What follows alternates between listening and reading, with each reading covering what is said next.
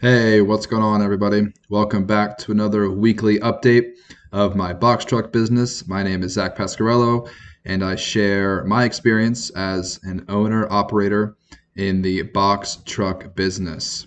So I have one truck right now. If you guys have been following along, I appreciate your support. If you guys like these videos, give it a thumbs up. If you haven't already, subscribe to my channel. And if you have any questions or comments, let me know down below. And let's jump right into it. So I made $14,500 in 20 days in November. So I want to share specifically how I did it, what I did, what brokers we used, where we went, and everything. So a little bit of background information on me and my driver. So I don't drive. I just bought the truck. I hired a driver and he drives. He stays out for like a month at a time. So if you guys are looking to make any sort of good money, I definitely recommend going over the road. If you're new to the box truck business, if you're going to try to stay local, if you're going to try to be home every night, it's going to be really tough to get good, consistent, high paying loads. But if you're willing to stay in the Midwest, if you're willing to stay out for 20, 30 days, you're going to be able to make a lot more money. Obviously everyone's family and home life are different, whatever you've got going on, but you'll definitely be able to get better loads and more consistent loads if you're not restricted to a specific state or a specific couple of days. So my driver, he stays out for 20 to 30 days at a time. I pay him $75 every night to cover his hotel cost. And I'm getting a new truck in May that has a sleeper. So I'm super pumped about that. I'll save 75 bucks a night. And he'll have a bed in the back of the box truck. So I'm excited to get that sleeper cab. But for now, we're just rolling with this 2010 International 4300 26-foot box truck with a lift gate. And yeah, we primarily stay in the Midwest. So I'm going to show you my load data. Basically, if you guys have been following along, I'm sure you guys have seen my spreadsheet. I keep track of all of my loads in this spreadsheet, and it's proven to be beneficial. Just helps me keep track because, as you guys know, dealing with brokers, getting paid by brokers is not always easy. It's never fast, and it's often complicated. So I keep a spreadsheet. That way, my dispatcher and I, we can clearly communicate on what's been paid, what hasn't been paid, what's factorable, what's not factorable, which brokers have enough credit. So in this spreadsheet, I've got just a list of all my invoices, and I've got the weight of the load. I've got the miles, from pickup to drop off, how much it was paying. And then that enables me to calculate rate per mile. I have the date that I delivered it, the date that I was paid for it. So you can see all of those empty spaces there on the last 4 loads. I have not yet been paid. So like I've been talking about the past couple months, somewhat of a cash flow crisis. Right now I have like $8,000 of accounts receivable outstanding that I have not been paid for yet, primarily due to brokers that just are not factorable. So we still book the loads, and we'll get paid in 30 days whenever they pay my factoring company. So I've just got to wait. Just got to wait 30 days to get paid, even though I'm paying my driver every week. I pay my dispatcher every week. I pay my fuel every week.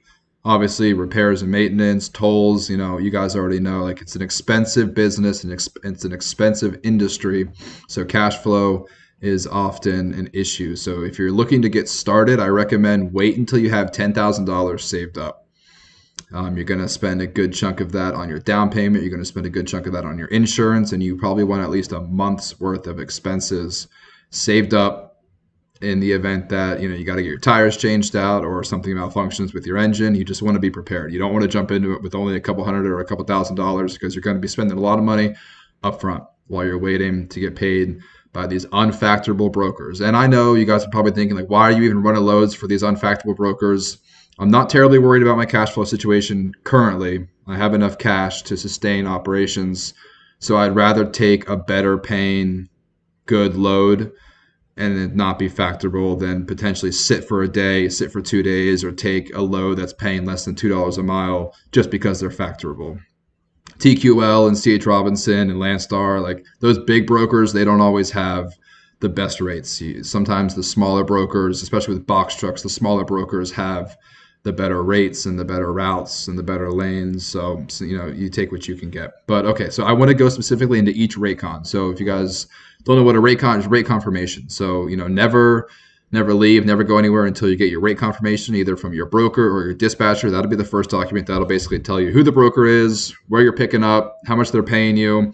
And you really want to make sure you review the rate confirmation very clearly, very specifically, and make sure all the information lines up. So if you have a dispatcher, he or she is probably doing that for you. But even as the carrier, as the owner operator, you still want to make sure you're reviewing these rate cons, because you don't want to rely on the dispatcher. You definitely don't want to rely on the broker to make sure these rate cons line up. So the load number is going to be on there. That's really important. The load number, obviously the rate they're going to be paying you, if there's any fuel advance, quick pay information, instructions, where to send the email, detention pay. So if you're going to be waiting more than 2 hours, typically they'll pay you like 30 to 50 bucks an hour if you're waiting to get loaded or unloaded. So you want to make sure you're clear on detention pay and everything like that. So the rate con, super important. And then once you get to the shipper, they're going to give you the BOL. And never leave without a BOL. The BOL is going to tell you, what's in your truck, what are you picking up, where are you taking it, all that information. And even per DOT regulations, like you need to have a BOL for any load that you're transporting. So if you ever get stopped for a safety audit, you're going to want to have all your BOLs, and you're going to want to have all the information. But definitely never leave the shipper without a BOL. Okay, that's enough of that. Let's start looking at my rate cons and my loads, where I went, how much I got paid, just so I can show you guys actually how I made the $14,500 in 20 days. Because in my opinion, that was a pretty solid 20 days. But with all that being said, that was not my net. So that's just my gross. So I see a lot of people making videos, and that's actually why I got started, because I see people making videos all the time, just talking about their gross.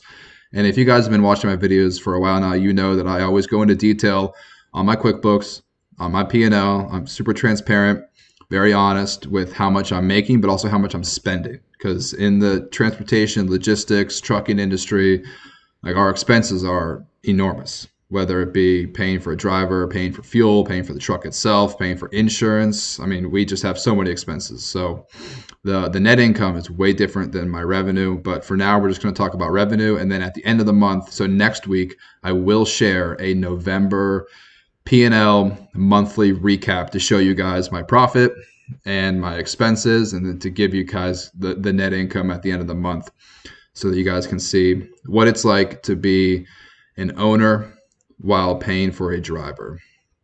Okay, so November 1st, I picked up a load in Minnesota and we delivered it to Oregon. So it took us 3 days to get there. And I'll pull up the rate con right here with Starling Logistics. So this is what I was talking about, the load number, and then all the contact information. And you're going to want to make sure you always verify, the weight should be on the rate con. So here, 3,000 pounds. You want to know the weight of your truck empty with a full tank of fuel, your driver sitting in there, all of the equipment, pallet jack, straps. You want to know the exact weight of your truck empty, and then basically take 26,000 and subtract that weight of your truck empty, and that's how you know how much you can haul. If you're driving a non-CDL box truck, which most of you probably are, take 26,000 pounds, subtract the empty weight of your vehicle, and that's how you know how much you can haul. So in this situation, this load per the rate con was 3,000. And then whenever you get your BOL, always verify the BOL weight is close to or matches the rate con weight, because I see a discrepancy all the time by thousands and thousands of pounds. Sometimes brokers will just put a blanket 10,000 pound weight on the rate con, and then you get the BOL and it's actually only like 2,000 or 3,000 pounds. So verify the BOL, the weight matches, and you never want to leave if you're overweight, because if you get stopped, you get pulled over, it's just going to be a nightmare. So always make sure you're underweight and the BOL has the accurate weight. So the rate con has the weight here, and then the pickup instructions, where you're going, obviously the date, the time, and then the drop off. And I did want to note, so this load was double brokered. If you guys are new to the industry, you probably don't know what that means just yet, but if you've been driving for a while now, you know a double brokered load is probably the bane of your existence. At least it is for me.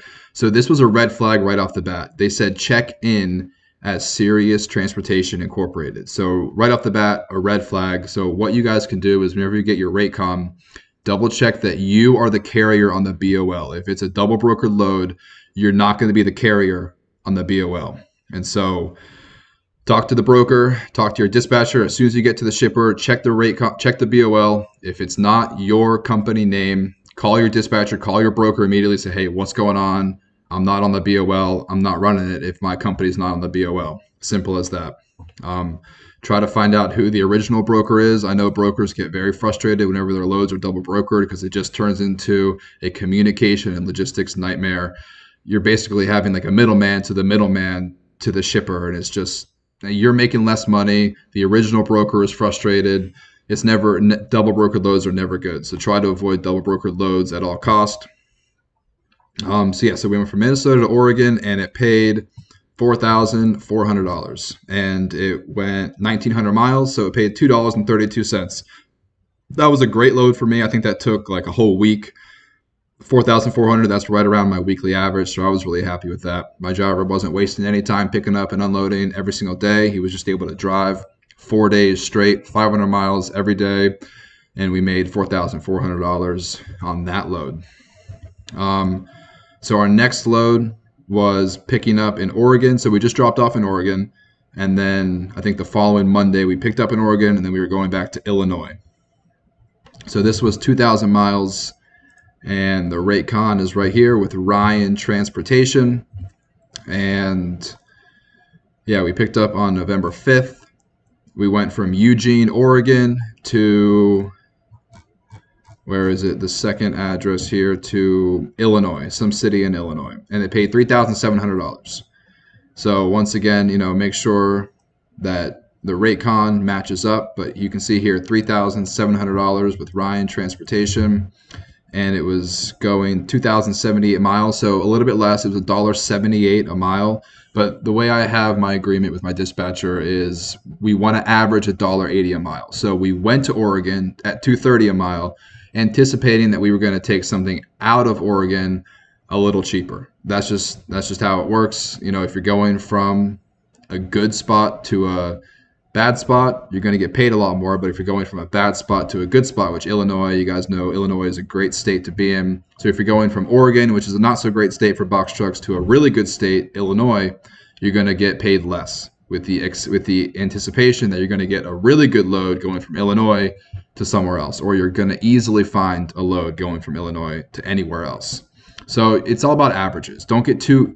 I hear all the time people like, I refuse to move if it's less than $2 a mile. I'll sit here for days. Like, you're just going to waste your time. You're going to waste money, and you're going to frustrate your dispatcher. So if you're getting paid $2.30 to go in, you can take $1.78 to go out, and you're going to average more than $2 a mile. So it's all about the averages. Just try to look at the big picture. Try not to get too caught up on specifically, like, I refuse to move anything less than $2 a mile. That's just unrealistic.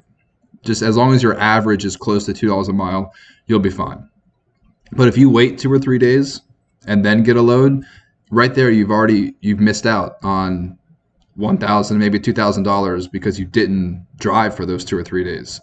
And now your 34-hour reset is going to be all jacked up. You're going to drive on the weekend. You're going to reset on Wednesday. I just wouldn't do it. I mean, to each his own, but I would just look at the averages and don't get too caught up on sticking to $2 a mile, nothing less, not a penny less. I wouldn't do that. I would look at the averages. Okay, so that took us to Illinois, and we delivered it on the 11th, on the 9th, November 9th. So the first 9 days we made $8,000 in 9 days. So that was a pretty good week and a half to start the month of November. And then our third load for November was with Landstar. So we were going 410 miles with Landstar. So this was a not so good load because I think it took us like 24 or 48 hours to get this load, and it was only 410 miles. So I prefer 1,000 mile loads because I don't like to pick up on and drop off like in back-to-back days. I prefer to pick up and then just drive and then drive and then drive and then drop off. So I prefer like 1,000 plus miles, but it doesn't always work out. So this one was 410 miles. It was paying, let's see, where is the rate for this? So it picked up in Illinois, and there was a stop off, a second pickup in Illinois, and then it went to Minnesota. So I love the Midwest, Illinois, Minnesota, It's just a great place to be. Even Ohio isn't bad. I really like the Midwest. Wisconsin is good. Michigan is good. But this was going from Illinois to Minnesota, and it was paying $900. So 410 miles for $900. That's not too bad. I was happy about that. And this picked up on, what day did it pick up? On the 9th, and it delivered on the 10th. So pick up on the 9th and deliver the next day for $900. I was happy about that one. And now, where are we? We are in Minnesota. So our next load was going from Minnesota to Colorado. That was with Yes Solutions LLC as the broker. And we picked it up in Minnesota and we went to Colorado. So I've had bad luck with Colorado. And I think, yeah, this next load is gonna show that bad luck with Colorado. But I don't know. I mean, we got 918 miles for $2,400, I think it was. Yeah, $2,400 for 900 miles, which is amazing. That's a really good rate per mile. That's $2.61 per mile. But I've been to Colorado twice, and I struggle to get out of Colorado.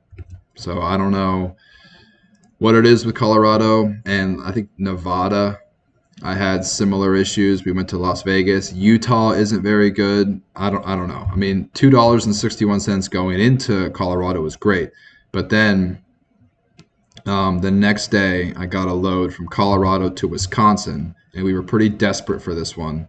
It was going, how many miles was that? 1,051 miles from Colorado to Wisconsin. 1,051 miles for $1,250. So you could do a little bit of math, and that's $1.19 a mile. So that was by far my worst load I think I've ever run, but my dispatcher just could not find anything going out of Colorado.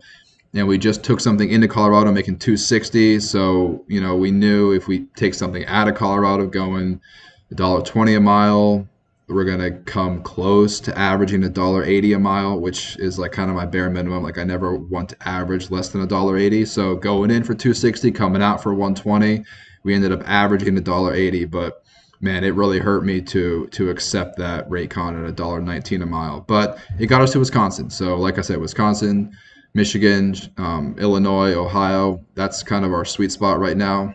So we wanted to get to Wisconsin. And we got there. We didn't make a whole lot of money, but we got to Wisconsin and we were able to take a better load. So that one was delivered on the 17th. So 2 days after we picked up in Colorado. So we drove 1,000 miles in 2 days. That's pretty standard. My driver averages like 500 to 600 miles per day. And we always try to keep deadhead less than 100. So if you can hear me, I'm saying, we picked up in Minnesota and we dropped off in Minnesota, picked up in Minnesota. So like we're not deadheading from, Colorado all the way to Wisconsin. We're not deadheading 500 miles just to get a good load. I never want to deadhead more than 100 miles. And that's just kind of my agreement with my dispatcher. And he's done a really good job of keeping deadhead under 100 miles, barring a couple exceptions to that.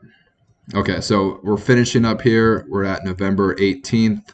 We're going from Wisconsin to Ohio, and then we went from Ohio to Pennsylvania. So the last two loads were picking up on the 18th and then picking up on the 19th. So 18, 19, and 20, the last 2 days that we were running, we ran 400 miles for $9.50 and then 420 miles for $9.50. So we averaged like $2.25 a mile for those last two loads.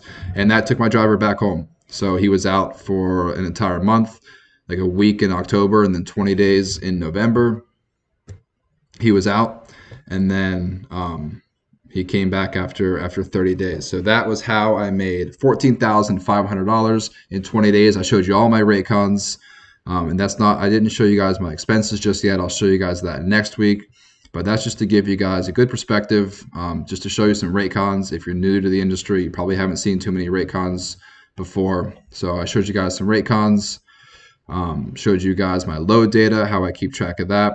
And I hope this information just kind of shows you what's out there if you're looking to get into the business, what opportunities are out there for you. There's definitely money to be made. You just have to be willing to go over the road and you've got to be willing to put in the work. It's not easy.